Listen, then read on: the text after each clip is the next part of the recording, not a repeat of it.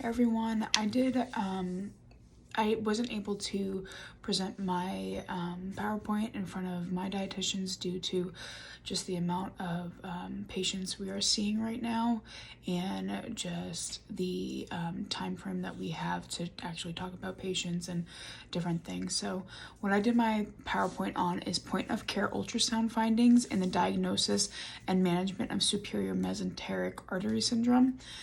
It's also called SMA syndrome.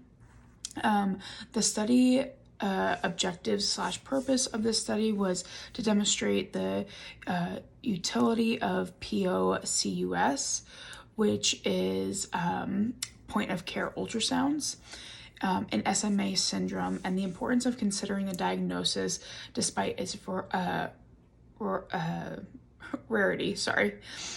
Through point of care ultrasound findings, the patient was diagnosed with SMA syndrome and received appropriate supportive care for the patient's condition before catastrophic complications could occur. What is the key issue or problem that the paper is addressing? Understanding SMA syndrome and POCUS, proper supportive care and treatment for patients / clients, finding SMA syndrome in the ER using point of care ultrasounds, importance of considering the diagnosis despite the rarity of it, just looking and getting a better understanding of SMA syndrome and the side effects and the symptoms of it. So with this paper individually, it is addressing a 21-year-old female who came into the emergency department with nausea, non-bloody vomiting, as well as abdominal fullness and non-bloody diarrhea. The symptoms she was having was more prominent after meals and can be partially relieved by fasting. She later developed abdominal distension, earlier satiety, and chest pressure. Symptoms became worse when the patient ate dairy products. The patient lost about 6 pounds unintentionally within the last 2 weeks, and then another unintentional 25 pounds within the last year.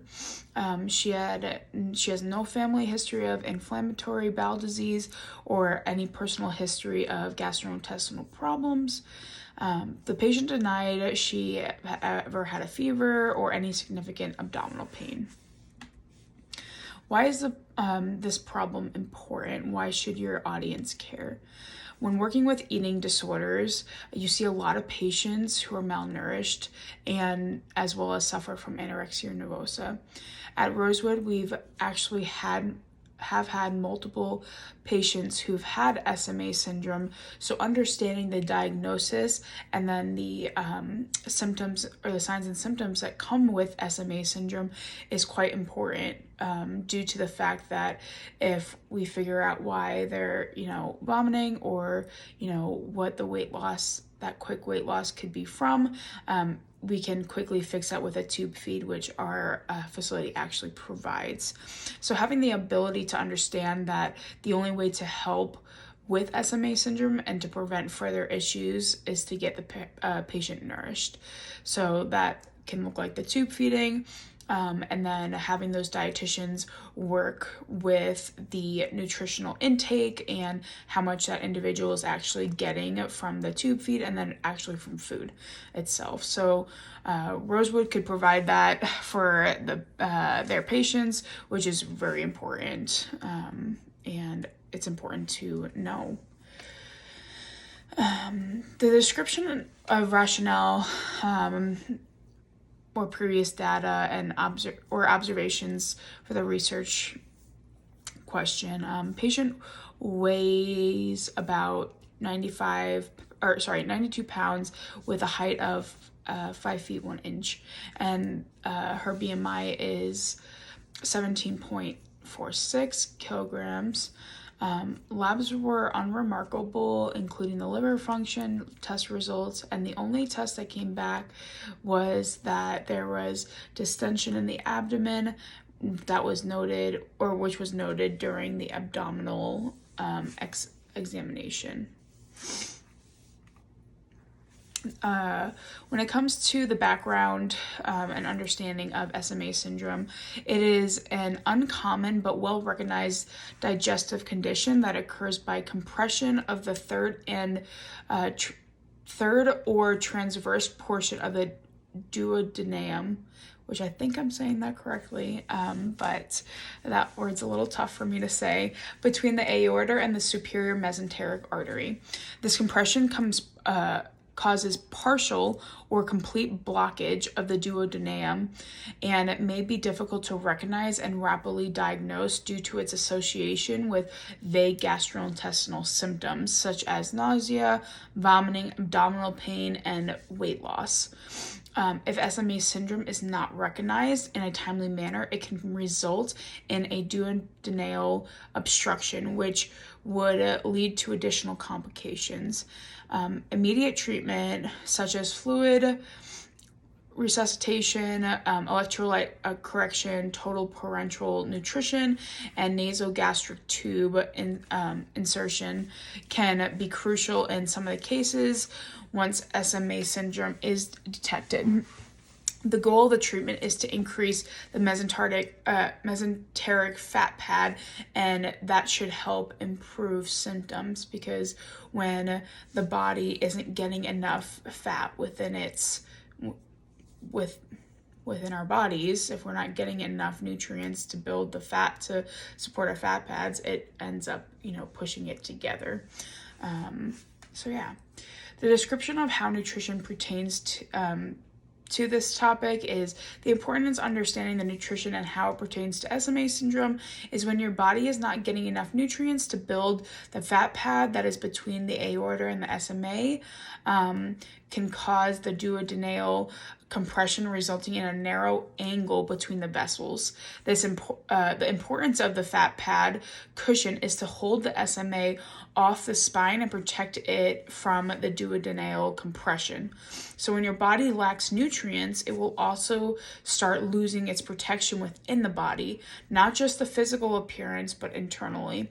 So it's important to understand that with SMA syndrome, the body is not allowing you to get enough nutrients to even function correctly, which is why they recommend the NG tube, because it's quicker and it can help your body develop more internally and help grow those fat pads back.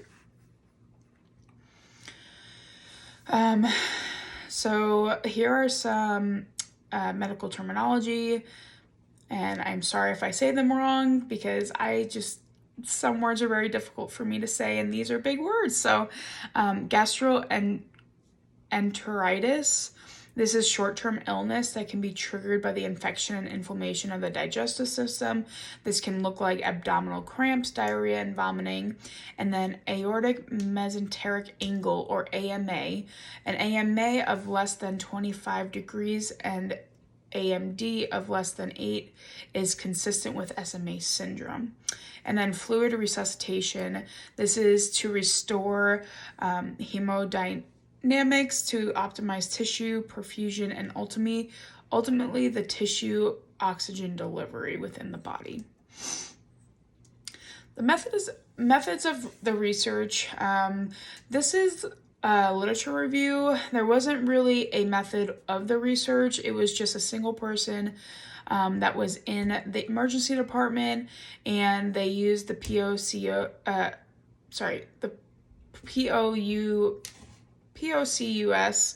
on the patient that was in the ED, and they just took the results from that and then took them to a CT scan and used that to determine whether it was optimal or not. The results of the research: given her persistent obstructive symptoms and weight loss, the decision was made to initiate enteral feeds via the NG tube, which bypassed her narrow duodenal segment. Following the NJT placement and initiation of enteral feeds, she was ultimately discharged after 7 days of a hospital stay, with plans for close outpatient follow-up. The patient returned approximately 1 week later for an in-office visit with an NJ tube, still in place, receiving the tube feeds and resolved symptoms. She was able to gain 3 pounds in that time, which is pretty good. Conclusions and other evidence that supports a conclusion. This case demonstrated the potential advantage of utilizing the POCUS in a systematic fashion for patient with gastrointestinal symptoms to better characterize structural etiologies. While uncommon, emergency department physicians should consider SMA syndrome and their differential diagnosis of patients who have risk factors and a clinical course that might suggest the disease.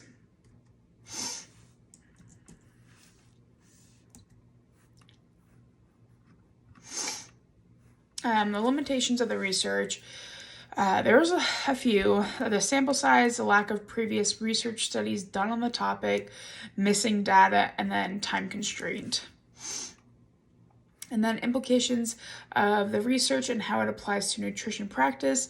The research of SMA syndrome is important because it can help you figure out that an individual has SMA syndrome and that you can use the POCUS and you can get them you can help them meet the nutritional needs that the individual needs to gain to get better without having refeeding syndrome or any other complications. The POCUS should be explored for young